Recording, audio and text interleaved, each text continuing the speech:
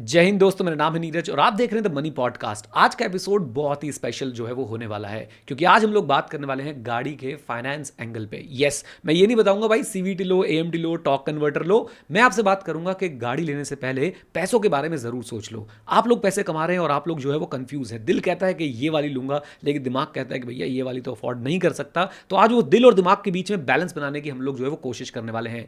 आपकी जो इनकम है उसका कितना परसेंटेज जो है वो आप गाड़ी पे खर्च कर सकते हैं वो डिसाइड करने की कोशिश करेंगे, और साथ ही साथ में ये देखने की कोशिश करेंगे आप लोग बेसिक मिस सेलिंग जो आपको की जाती है उससे आप लोग जो है वो कैसे बच सकते हैं। एंड यस, आप लोगों को यह भी सिखाया जाएगा कि कैसे आपके आज का गाड़ी खरीदने का डिसीजन कहीं आपके रिटायरमेंट प्लानिंग या बाकी के फाइनेंशियल गोल्स और बाकी फाइनेंशियल प्लानिंग को इंपैक्ट तो नहीं कर देगा, वो भी आपको बताया जाएगा। कुछ फॉर्मुलेज बनाने की कोशिश करेंगे जिससे आप लोगों को डिसीजन लेने में हेल्प मिलेगी कि भाई मैं कितने अमाउंट तक की गाड़ी जो है वो परचेज कर सकता हूं। यस, एक बहुत इमोशनल डिसीजन है, एस्पिरेशनल डिसीजन है, बट कहीं ना कहीं फाइनेंसेस को भी ध्यान में रखना पड़ेगा, क्योंकि ये इमोशनल और एस्पिरेशनल डिसीजन कहीं ऐसा ना हो कि आपके लिए एक नाइटमेयर बन जाए। तो अगर आप लोग गाड़ी खरीदने वाले हैं या गाड़ी खरीद चुके हैं तो इस वीडियो को जो है वो पूरा एंड तक जरूर देखिएगा और अपने एक्सपीरियंस नीचे कमेंट्स में शेयर कीजिएगा। अगर गाड़ी खरीदते समय कोई फाइनेंशियल मिस्टेक हुई थी तो आप लोग शेयर करें। अगर गाड़ी खरीदने वाले हैं तो आप लोग अपने क्वेश्चन जो है वो शेयर करें। हर कमेंट का रिप्लाई मैं पक्का करने वाला हूं। और वीडियो को लाइक कर दीजिएगा। लाइक टारगेट रखते हैं हम लोग 500 लाइक्स का।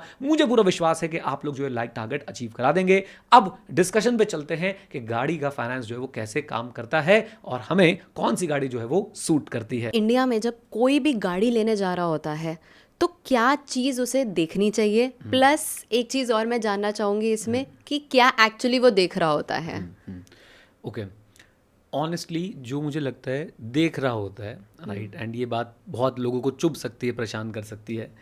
जो देख रहा होता है वो ये होता है कि भाई पड़ोसी के पास कौन सी गाड़ी है, राइट, पड़ोसी की पार्किंग में कौन सी गाड़ी खड़ी होती है, मेरी गाड़ी उसके साथ खड़ी हुई जो है वो कैसे लगने वाली है। And this is the worst thing, right. इस चक्कर में आप हमेशा जो है पड़ोसी से कॉम्पीट करने के चक्कर में अपनी पर्पस को नहीं समझ रहे हो, अपनी अफोर्डेबिलिटी को नहीं समझ रहे हो, अपनी फाइनेंसेस को नहीं समझ रहे हो, और ये आप सबसे बड़ी मिस्टेक जो है वो कर रहे होते हैं। जनरली एक्चुअली क्या है ना, इंडिया में गाड़ी को एज अ स्टेटस सिंबल जो है वो देखा जाता है। अगर आप देखें तो मैं इसका आपको एक एग्जांपल बता सकता हूँ। टाटा नैनो जो इतने बढ़िया थॉट के साथ बनाई गई थी कि भाई जो फैमिलीज टू व्हीलर पे चल रही हैं, थोड़ा अनसेफ फील करती हैं या बहुत सारी तरह की दिक्कतें होती हैं, वो उनके लिए एक अफोर्डेबल गाड़ी जो है बनाया जाए। सर रतन टाटा ने जो है ये काम किया था, और टाटा नैनो को लोगों ने दुत्कार दिया, और दुत्कार ही नहीं दिया बल्कि मजाक उड़ता है, राइट। अगर कोई नैनो ले लेता तो शायद उसका मजाक उड़ता था कि ये 3 व्हीलर क्या ले लिया तूने, ये ऑटो क्या ले लिया तूने, छोटी सी गाड़ी क्या ले ली तूने, इसके टायर देखें कितने पतले हैं, राइट। वाई? बिकॉज इंडिया में मुझे ऐसा लगता है कि गाड़ी लेना एक एस्पिरेशन है, राइट। कि गाड़ी लेना इज लाइक एक statement that I have arrived, right. मैंने चीज़ जो है वो अचीव कर ली है, and that becomes the problem. पहली चीज़, अब मैंने आपको बताया ना कि लोग क्या देख रहे हैं एक्चुअली में, वो देख रहे हैं मेरे पास बड़ी गाड़ी हो, उससे बड़ी गाड़ी हो, पड़ोसी से बड़ी गाड़ी हो, लोगों को पता चले कि मैं जीवन में कुछ कर चुका हूँ। ये थॉट रहता है माइंड में। मेरे हिसाब से क्या थॉट रहना चाहिए, वो होना चाहिए आपकी कार बाइंग में सबसे इंपॉर्टेंट रोल होता है पर्पस का, कि आप गाड़ी बाय क्यों कर रहे हैं, आपका कोर पर्पस क्या है गाड़ी बाय करने का, राइट।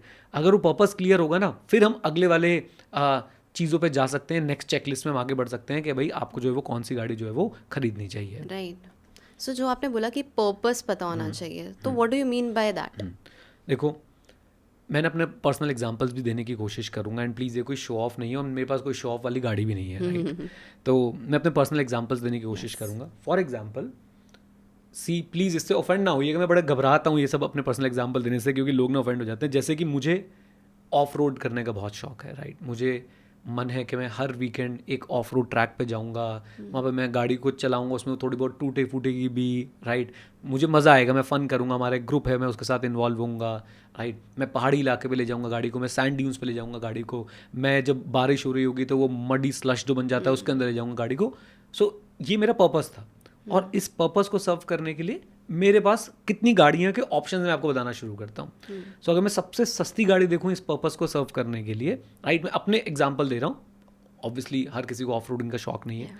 विल स्टार्ट विद जिमनी, फिर आती है थार रॉक्स, थार 3 तो ये हो गई। उसके बाद हमारे पास आती है इशुजू की वी क्रॉस, राइट, उसके बाद हमारे पास आती है इशुजुकी MUX, फिर हमारे पास आती है फॉर्च्यूनर, रूबिकॉन, राइट, और भी कुछ 4x4 गाड़ी होंगी, हाइलेक्स, राइट, हाइलेक्स, और भी कुछ 4x4 कार्स होंगी जो शायद मैं मिस कर रहा हूँ। मैंने फिर भी आपको एग्जांपल देने की कोशिश की, जैसे मेरिडियन भी एक 4x4 कार है जीप की। अब ओके, मेरा पर्पस बिल्कुल क्लियर है। अब आप लोगों का पर्पस क्या हो सकता है? फॉर एग्जाम्पल किसी को ऑफिस जाने आने के लिए गाड़ी की जरूरत पड़ सकती है, राइट, ऐसा हो सकता है। पता है, ये कोई डिफाइन नहीं करेगा आपके अलावा कि आपको गाड़ी की जरूरत है कि नहीं। ये कोई इन्फ्लुएंसर, कोई सोशल मीडिया एक्सपर्ट जो है डिफाइन नहीं कर सकते। आपको डिफाइन करना पड़ेगा कि आपकी ज़रूरत है या नहीं, आपके पास वो पर्पस है या नहीं है। किसी को ऑफिस जाने के लिए हो सकती है, और कोई ये बोल सकते हैं मैं सिर्फ फैमिली के साथ वीकेंड पे बाहर घूमने जाने के लिए गाड़ी बाय कर रहा हूँ, नो प्रॉब्लम। अच्छा, एक बात मैं आपको और बोल दूँ, मैं आपको जज नहीं कर रहा अगर आप वीकेंड पे घूमने जाने के लिए भी गाड़ी बाय कर रहे हो, अगर आप ऑफ रोडिंग के लिए भी गाड़ी बाय कर रहे हो। यार, आपका पैसा आपने मेहनत करके कमाया है, and you deserve to enjoy your money. Exactly. और एक वर्ड में हर अपने लगभग हर एपिसोड में बोलता हूँ, दैट इज बैलेंस, राइट। तो आपको बैलेंस मेंटेन करना है। बस ये ना हो कि भाई आपका पैसा आपने अपनी मेहनत से कमाया और आप अपने फ्यूचर को सेक्रीफाइस करके जो है वो प्रेजेंट में खर्चा कर रहे हो। ओके, अगेन मैं एक पर्सनल यहाँ पे अपना एक एक्सपीरियंस बताता हूँ। So land cruiser is also a car जो ऑफ रोडिंग कर सकती है, बड़ी केपेबल ऑफ रोडर है। I think one of the most capable off roader in the world है वो। अब मैं वो भी बाय कर सकता था, बट पॉइंट ये है कि भाई मैं I don't want to take any kind of stress. उस पर हम नेक्स्ट पार्ट में आएंगे। द पॉइंट इज कि आपको अपना पर्पस डिफाइन करना है।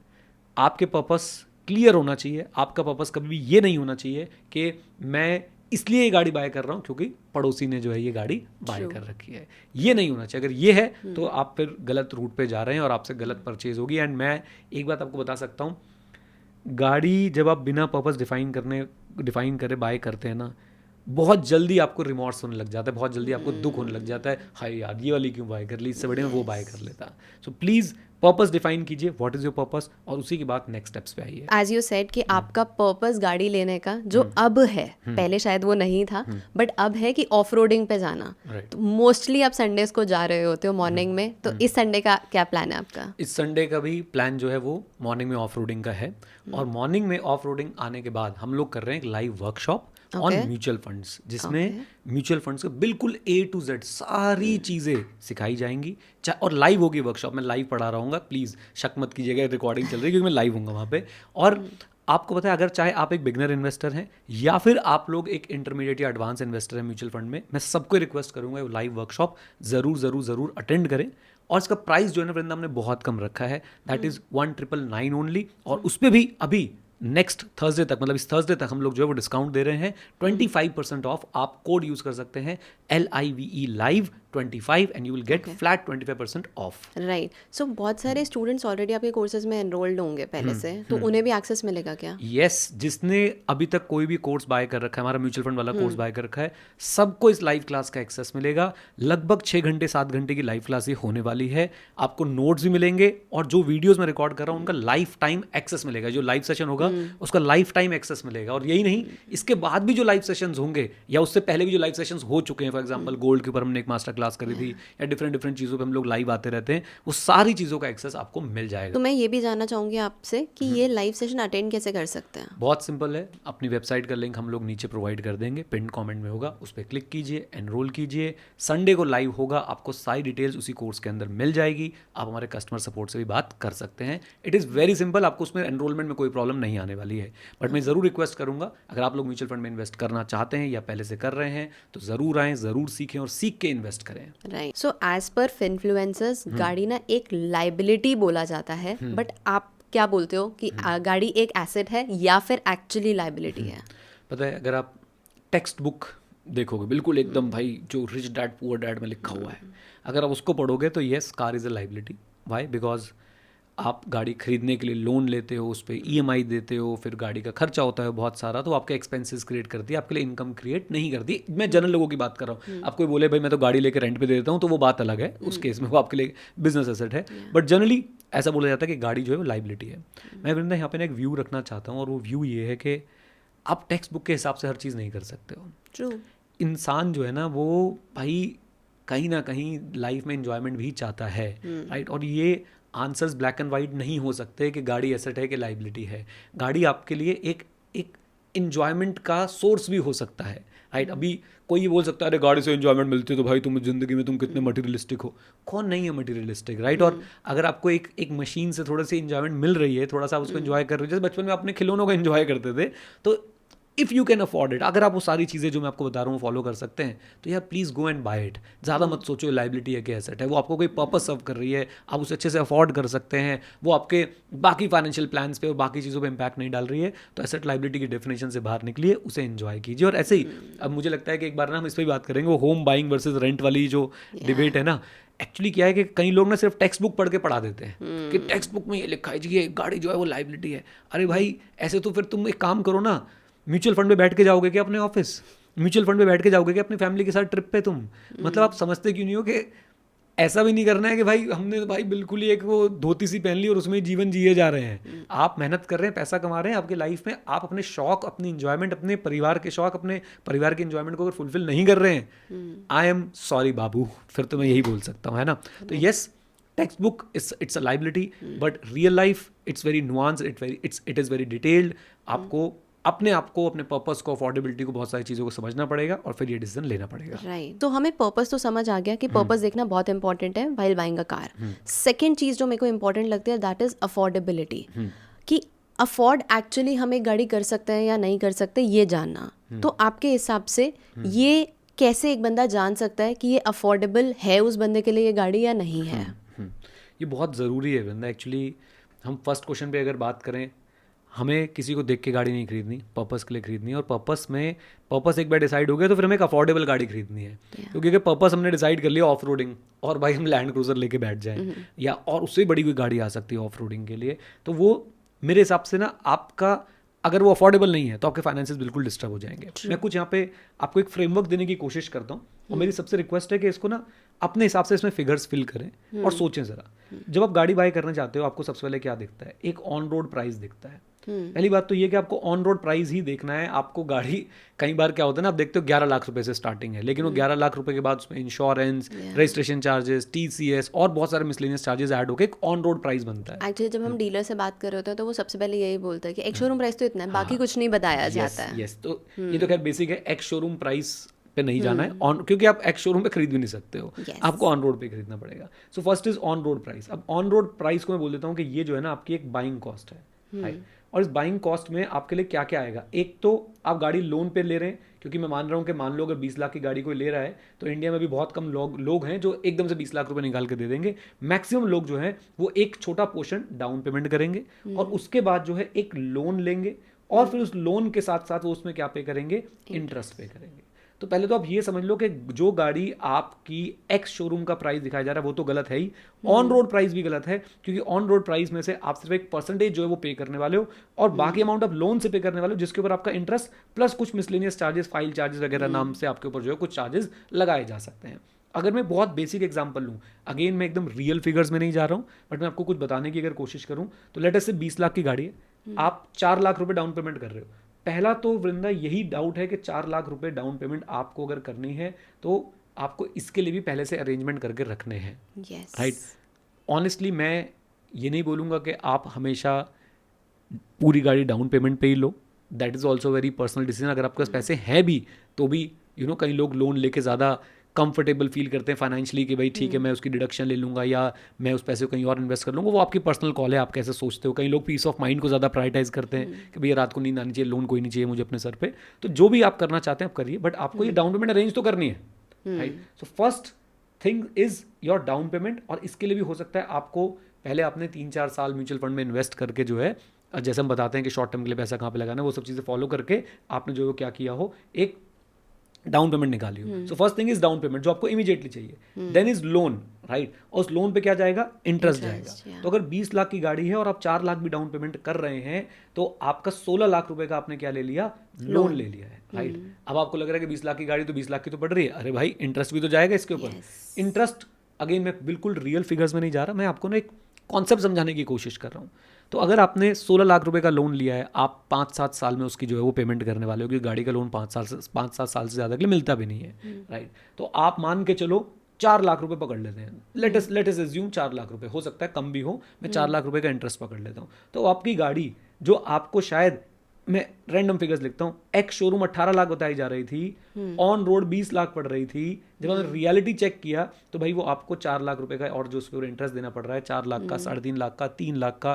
Please go, don't go into the figures, go into the concept. वो गाड़ी अब आपको पड़ रही है 24 लाख रुपए की, राइट। और एक और कॉन्सेप्ट मैं आपको यहाँ पे देता हूँ, आप इस 24 लाख को ना ऐसे देखिए कि 24 लाख आप ना 10 साल गाड़ी को रखेंगे तो आपके लिए एनुअल कॉस्ट जो आ रही है गाड़ी को बाय करने की वो आ रही है लगभग 2,40,000 रुपए। ठीक है, एक क्लैरिटी अपने पास। अब ये तो वो कॉस्ट आ गई भाई जो गाड़ी को बाय करने में लग गई, लेकिन अब हाथी पाला है तो उसे खिलाएंगे भी तो। अब आती है आपकी बाकी कॉस्ट, जैसे कि सबसे पहले गाड़ी ली है तो चलेगी, फ्यूल कॉस्ट आती है आपकी, राइट। एंड फ्यूल कॉस्ट के बाद जो है, अब फ्यूल को लेके एक अलग चर्चा है कि E20 को लेके क्या चल रहा है, खैर उस पर अलग से चर्चा करेंगे। फ्यूल कॉस्ट आती है आपकी। फ्यूल कॉस्ट के बाद जो और बड़ी कॉस्ट आपकी आती है वो आती है रनिंग एंड मेंटेनेंस की। मतलब मेंटेनेंस की मैं बोलूँगा कि जो होनी ही होनी है मेंटेनेंस, एक सर्विस मैंडेटरी है 10,000 किलोमीटर पे, या depending upon the car manufacture. और उसके बाद इंश्योरेंस की कॉस्ट आती है, राइट।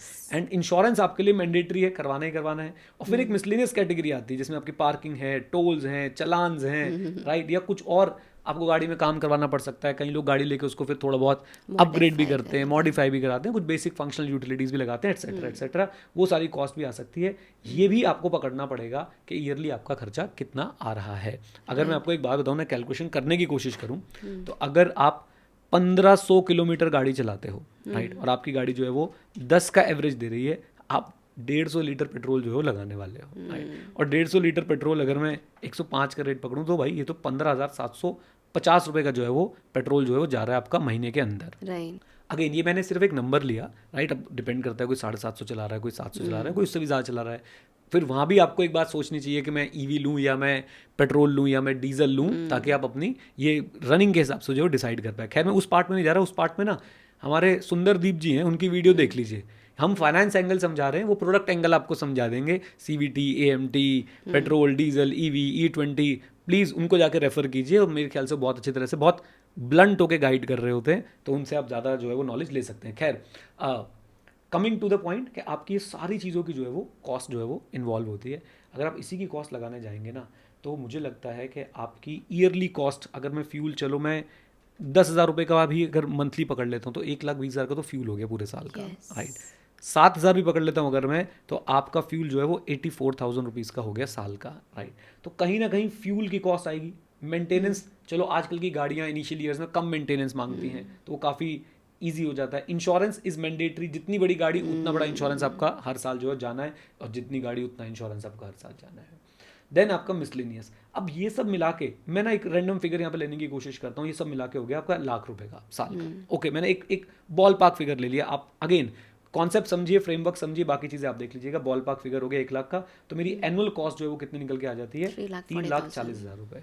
अब आपने एक बात समझनी है कि ये 3,40,000 रुपये जो है ना, ये आपको पकड़ने पड़ेंगे कि भाई आपकी पर्सनल जो इनकम है, राइट, आपकी पर्सनल डिस्पोजेबल मतलब आफ्टर टैक्स जो आपकी इनकम आ रही है ना, उसका कितना परसेंटेज जो है ये होना चाहिए, राइट। और यहाँ पे ना मैं थोड़ा कंजर्वेटिव हूँ।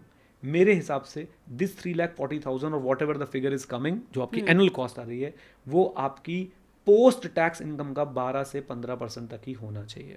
यानी अगर 3,40,000 का खर्चा है हर साल गाड़ी का ओन करने का, जिसमें ओनर बाइंग कॉस्ट भी आ गई और रेकरिंग कॉस्ट भी आ गई, तो अगर मैं इसको डिवाइड कर दूं 15% से, तो आपकी जो पोस्ट टैक्स इनकम होनी चाहिए वो होनी चाहिए 22,66,666 रुपये। इसका 12 से 15% अगर आप निकालेंगे तो आप 3,40,000 में जो है वो कवरेज कर सकते हैं। अब क्या ये वृंदा पत्थर की लकीर है? नहीं। Personal finance is personal, right. हो सकता है आपकी नीड बहुत इंपॉर्टेंट हो, आपको नेसेसिटी हो, मैं बोलूँगा, और ऐसा हो सकता है there are certain occupation, business, और आपकी जॉब नीड ऐसी हो सकती है कि you need a car at any cost, तो भाई ये थोड़ा ऊपर भी जा सकता है, 20% भी जा सकता है।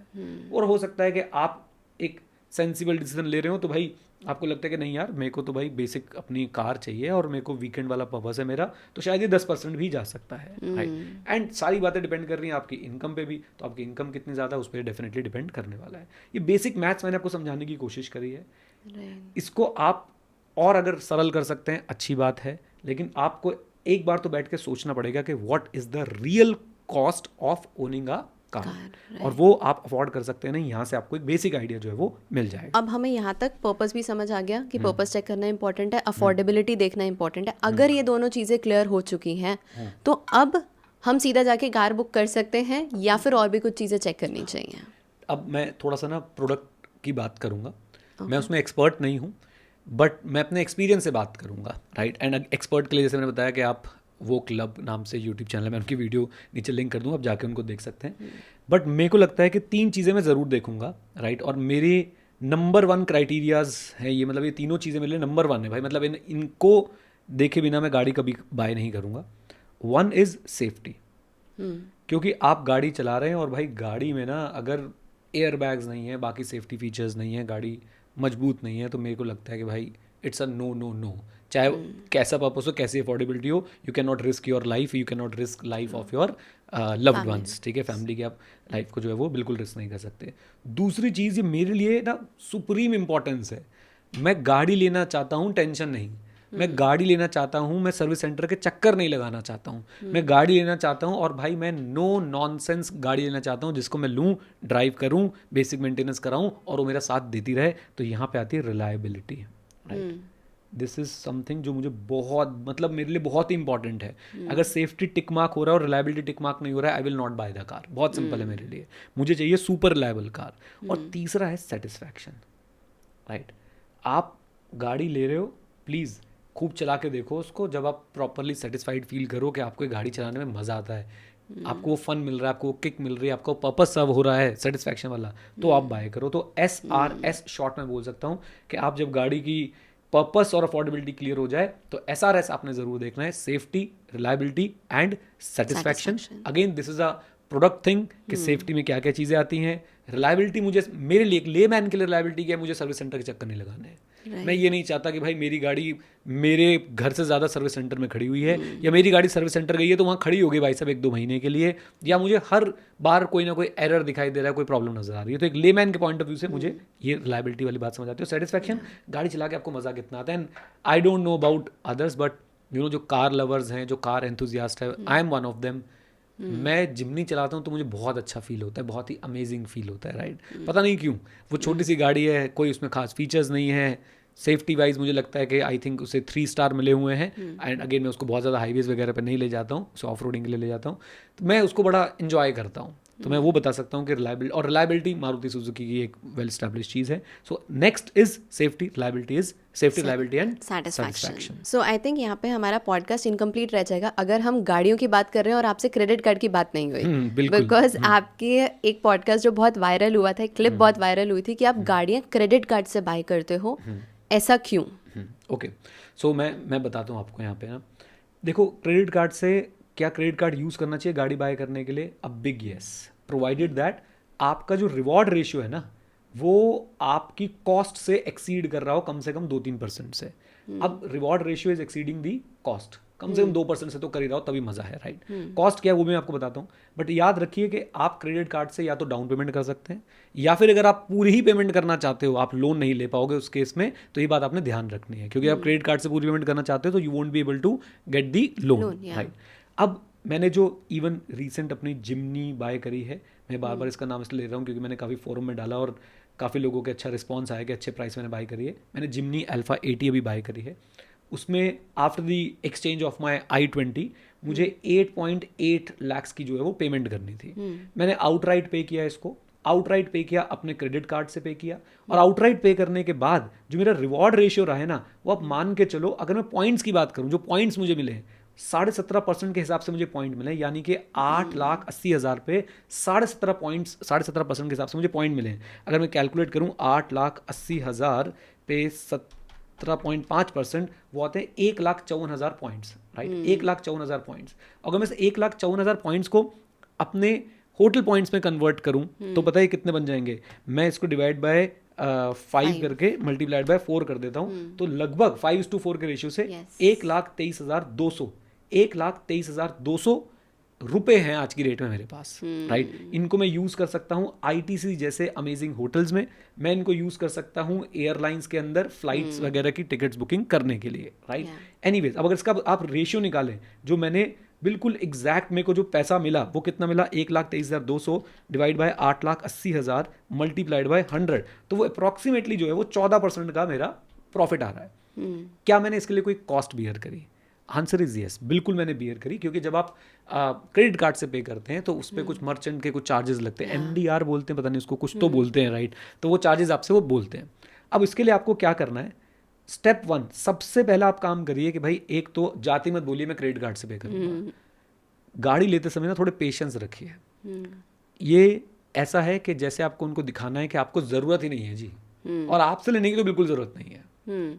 आप कम से कम 4 से 5 जगह से कोट लीजिए, मैं आपको ये बहुत बहुत प्रैक्टिकल बात बता रहा हूँ, 4 से 5 जगह से कोट लीजिए और कोशिश कीजिए, अगर आप कुछ ग्रुप्स में हैं, आपका आरडब्ल्यू का ग्रुप्स हो सकता है, जैसे हमारा ऑफ रोडिंग का ग्रुप हो सकता है, उस ग्रुप में डालिए कि I am looking for a new car, और अपने रिक्वायरमेंट बताइए कि मैं ये गाड़ी ढूंढ रहा हूँ, राइट, और सब आपको कोई ना कोई सेल्स पर्सन का नंबर ज़रूर देंगे कि मेरे वाला ये है, मेरे वाला ये है, मेरे वाला ये है। जैसे मैं अपनी अगर पर्सनल स्टोरी बताऊं तो जब मैं जिम्नी बाय कर रहा था, मैंने ऐसे ही किया, मैंने ग्रुप्स में डाला और मुझे लोगों ने कॉन्टैक्ट नंबर दिए, और मैंने लोगों से थोड़ा पूछ भी लिया कि आपने, क्योंकि अगर किसी ने रिसेंटली बाय करी है तो अपने प्राइजेस बता दो, आपको बेस्ट प्राइस क्या मिला था, तो मुझे एक फेयर आइडिया मिल गया कि कहाँ तक नेगोशिएशन जा सकती है। अब मेरा टारगेट था मैं उससे नीचे कैसे लेके आऊँ, राइट।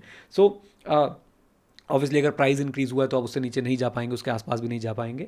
तो मैंने यही किया कि सबसे पहले तो पेशेंस दिखाइए, पेशेंस दिखाइए, पेशेंस दिखाने के बाद आप लोग जो है वो ग्रुप्स में पूछिए, राइट, मल्टीपल कोट्स लीजिए, मल्टीपल जितने कोट्स ले सकते हो, लोग कोई दिक्कत नहीं है, फ्री है भैया कोट्स लेना, ठीक है। और फिर उनके साथ आप जी भर के नेगोशिएशन करो, जितना नेगोशिएट कर सकते हो उतना नेगोशिएट करो। जब सब कुछ नेगोशिएट हो जाए फिर अपना हुकुम का इक्का निकालिए, और वो क्या है, आपका क्रेडिट कार्ड। फिर वो आपको बोलेंगे सर इस पे लगेंगे चार्जेस, आप बोलो कि अब चार्जेस पे नेगोशिएशन करनी है। चार्जेस पे 2 तरह की नेगोशिएशन हो सकती है। नंबर 1, आप एक जो है वो स्लैब रेट नेगोशिएशन कर सकते हैं। आप बोल सकते हैं कि साहब 2 लाख तक तो मैं कुछ नहीं दूंगा, उसके ऊपर जो पेमेंट दूंगा उस पर आप मुझसे जो चार्ज लेते हो ले लो। वो बोलेगा 2% लूंगा 2 लाख के ऊपर, 1% लूंगा, 1.5% लूंगा, वैसे जनरली 2% जो है वो बोलते हैं, नो प्रॉब्लम। अच्छा जी, ये नेगोशिएशन हो गई। या फिर आप इस 2% के रेट पे ही नेगोशिएशन कर सकते हैं कि साहब मैं तो 1.5 ही दूंगा, सारे पे ले लो, या जो भी आपकी मैथमेटिकल कैलकुलेशन जिसमें आपको बेनिफिट लग रहा हो। अब ये जो आपका 2-1.5% है ना, आपका क्रेडिट कार्ड का जो रिवॉर्ड रेशियो है ना, वो हमेशा ज़्यादा आना चाहिए इस 2 से या 1 या 1.5% से। आपको फ़ायदा होना चाहिए, अब वो फ़ायदा 5,000 का हो, फ़ायदा 10,000 का हो, या फिर वो फ़ायदा भाई 1,23,200 का हो, राइट। इसमें से ऑब्वियसली वो कॉस्ट मैं रिड्यूस कर दूंगा। लेट अस से 8.8 लाख पे मुझे शायद उन्होंने 0.95% या 1% के आसपास जो है वो चार्ज किया था, तो वो मैं इसमें से माइनस कर दूंगा। मेरा रिमेनिंग जो है पूरा का पूरा क्या बन जाएगा, बेनिफिट जो है वो बन जाएगा। तो ये बात आपने ध्यान रखनी हो, क्रेडिट कार्ड्स के बारे में नेगेटिव ना सोचें। क्रेडिट कार्ड्स बहुत अच्छी चीज़ है, हमने एक इस पर बिगिनर एपिसोड अपने चैनल पर डाल रखा है, उसे जाकर देखें। प्रणय कपूर के चैनल को भी फॉलो करें, वो भी क्रेडिट कार्ड के बारे में काफ़ी बातचीत करते रहते हैं। अच्छे लोगों को फॉलो करोगे तो काफ़ी चीज़ें जो है आप लोग सीख सकते हो। So yes, definitely credit card हमें यूज़ करना चाहिए, why not. I hope guys आपने इस डिस्कशन को एंजॉय किया। तो गाड़ी खरीदो, ज़रूर खरीदो, ईगो के लिए नहीं, अपने पर्पस के लिए खरीदो, अफोर्डेबिलिटी देख के खरीदो, और साथ साथ में आपको रिलायबिलिटी, सेफ्टी और सेटिस्फैक्शन भी ध्यान रखनी है। अगर आप ये चीज़ें फॉलो करते हैं, आप गाड़ी लेने के बाद रिग्रेट नहीं करेंगे। बहुत सारे लोग ऐसे होते हैं जो कार लेने के बाद जो रिग्रेट करते हैं, राइट। एंड गाड़ी जब भी लें भाई उसको सेफली चलाएं। आपकी भी जिम्मेदारी है कि सड़क पे आप लोग जो है वो सेफ्टी प्रोटोकॉल्स को, सेफ्टी रूल्स को जरूर फॉलो करें। एंड यस, संडे को जो लाइव सेशन होने वाला है उसका लिंक आपको नीचे मिल जाएगा। एक बार फिर से बोलूंगा, सबको जरूर अटेंड करना चाहिए। आ जाइए, ज्वाइन कीजिए, जुड़ जाइए साथ में लाइफ टाइम के लिए। With this note guys, thank you very much, stay connected, stay at, जय हिंद। और हाँ मित्रों, सीखते रहें, क्योंकि सीखना शुरू तो जीतना शुरू। Bye bye and take care, God bless you all.